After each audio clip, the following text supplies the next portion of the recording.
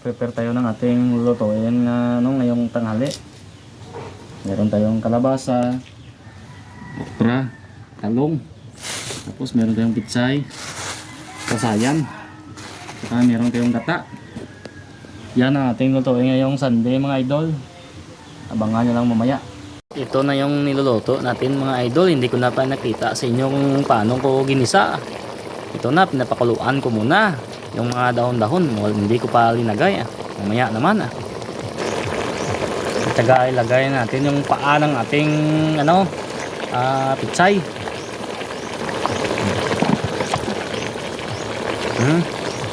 Ayan na. At pagkatapos nito ay ilagay ko na yung aking pasayan.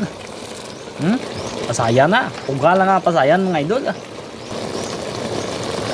Halo-haloin lang natin mga idol.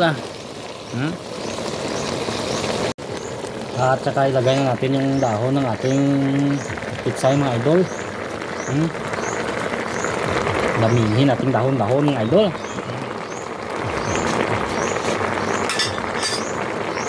At saka isabay natin yung siling haba natin mga idol, para mabango yung ating niluluto.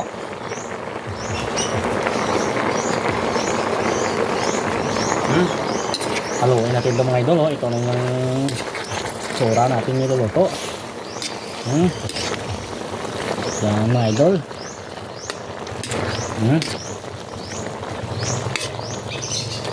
At saka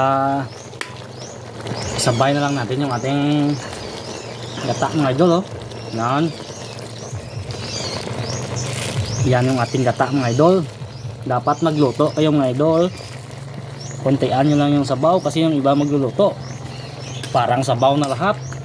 Pangit yung lasa niya pag maraming sabaw mga idol. Ganito lang karami yung sabaw niya mga idol. Shout out sa hindi marunong magluto dyan. Dito na mga idol, luto na yung ating ating ulam. Ano pang hinihintay yung mga idol? Atak na. Ito na yung mga daming gulay.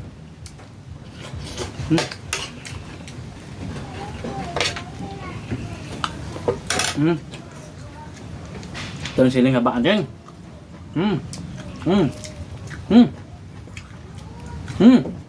Sobrang sarap mga idol.